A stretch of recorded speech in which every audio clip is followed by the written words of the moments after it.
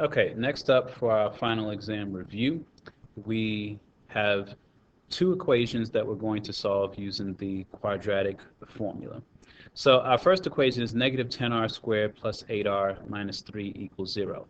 Our quadratic formula is written over here. X equals negative b plus or minus the square root of b squared minus 4ac. And one little sticking point, the 2a goes underneath everything, not just the radical, but underneath everything.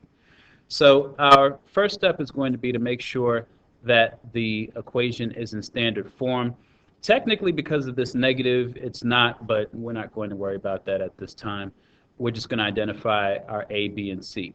Recall that A is the number that's in front of the variable squared, so we're going to say that A is negative 10. B is the coefficient of the variable, so B is going to be 8. C is the constant, C is going to be negative 3. So we're going to substitute these values into the formula here. So let's write X equals, remember that we always start off with the negative sign no matter what. So I have to write that. And B is 8, so I'm going to write a negative 8 there. And then plus or minus the square root. Now B is 8, B squared, so I'm going to have 8 squared minus 4 times A, negative 10, times C, negative 3.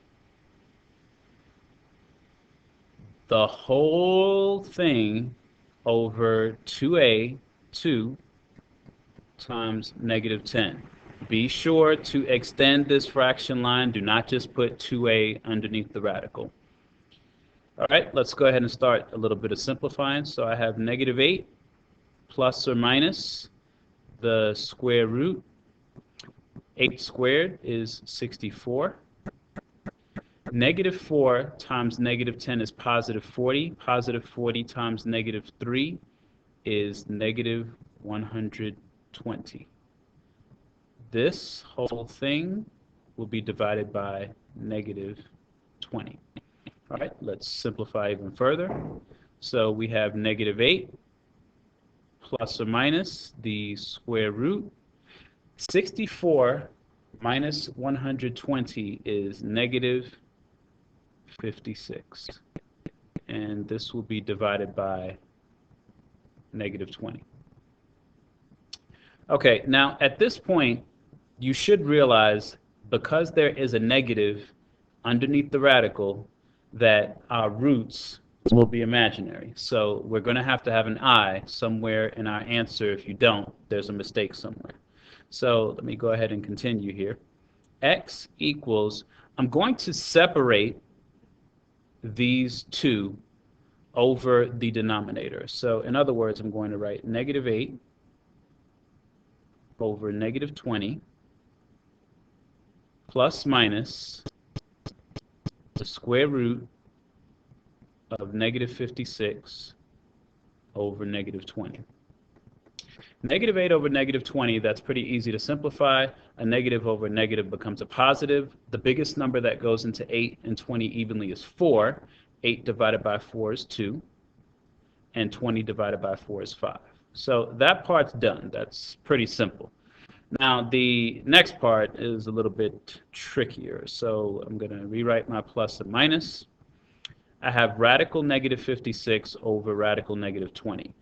This has to be simplified. So I'm going to write radical negative 1 times radical 56 over negative 20. Radical negative 1, we know, is equal to I. Radical 56, this can be simplified. The biggest perfect square that goes into 56 evenly is a 4.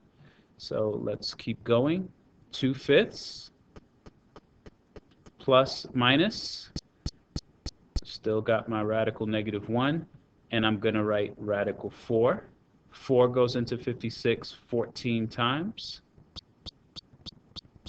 Still got this negative 20 over here. All right. So x equals, we still got our 2/5 plus or minus.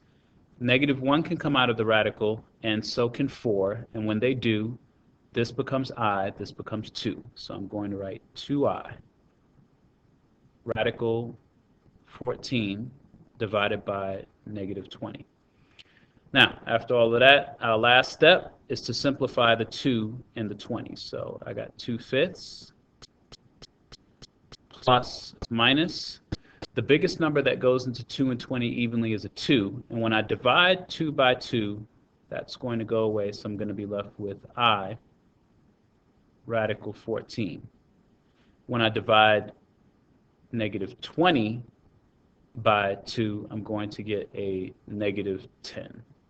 So this would technically be your final answer. You also may see it written in this manner, so the 2/5 is going to stay the same. We usually don't leave a negative in the denominator, so we can write it as -I radical 10. Sorry, -I radical 14 over 10. So either of those two answers would be acceptable. Okay, let's go to the second part here. For this equation, we have -8a squared minus 2a minus 2 equals 0. So let's once again identify our a as -8, b is -2, and c is -2.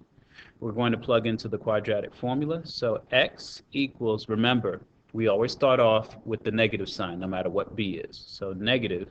Since b this time is a negative number, in parentheses, I'm going to write -2 plus or minus the square root b squared. I'm squaring a negative, so I remember to put that in parentheses, -2, that squared, minus 4 times a is -8, and c is -2. This whole thing, remember the whole thing divided by 2 times -8. So let's break this down a little bit. The opposite of -2 becomes +2 plus or minus the square root. -2 squared is 4. -4 times -8 is 32. And 32 times -2 is -64. Divided by -16. All right, this is going to give us 2 plus or minus the square root -60 divided by -16. We're going to do the same as before and separate. So x equals 2 divided by -16 plus or minus radical -60 over -16. 2 over -16, we're going to reduce that, and it's going to become simplified -1/8. Plus or minus radical -60, we're going to take out a -1. And 60, radical 60, we're going to have here over -16. Radical 60 can be simplified, so -1/8 plus or minus radical -1. 4 is the biggest perfect square that goes into 60 evenly, and it goes in 15 times, divided by -16. And you get x equals -1/8 plus or minus 2i radical 15 over -16. When we reduce 2i over -16, we're going to wind up with -1/8 plus or minus -i radical 15 over 8. All right, we still have one more that will do. And this is going to be number 16. So we got negative 4n squared plus 6n plus 10 equals 0.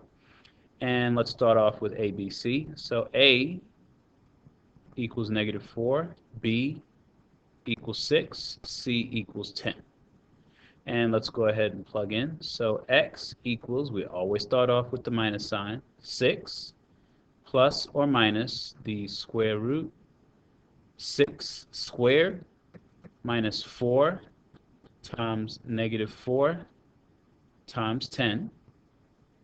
This whole thing over 2 times negative 4.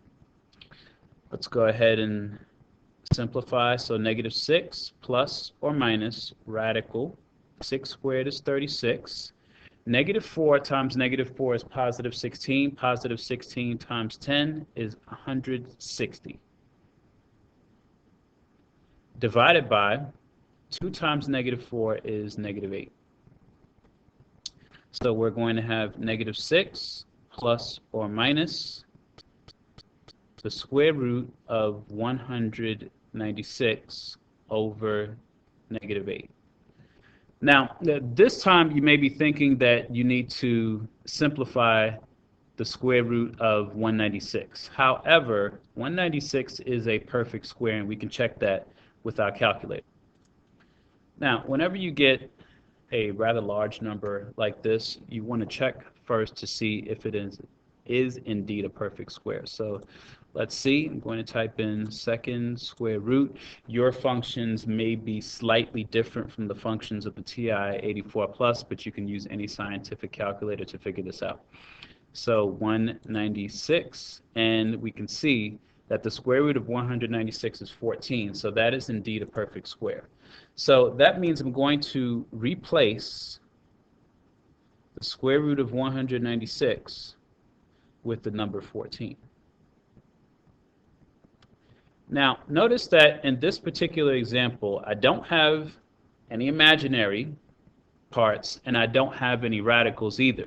So when you get numbers like this, integers like this, you have to write two answers. One of my answers I'm going to find by taking x equals negative 6 plus 14 over negative 8. My other answer I'm going to find by saying x equals negative 6 minus 14 over negative 8. Negative 6 and positive 14 is a positive 8. Positive 8 divided by negative 8 is a negative 1. This is one of my answers. Negative 6 minus 14 is negative 20 over negative 8. And this, in order to simplify it, we divide the top and the bottom by 4. First off, a negative divided by a negative is a positive. 20 divided by 4 is 5. And 8 divided by 4 is 2. So our two answers this time are negative 1 and 5 halves. We don't just leave it as plus or minus because this is a whole number.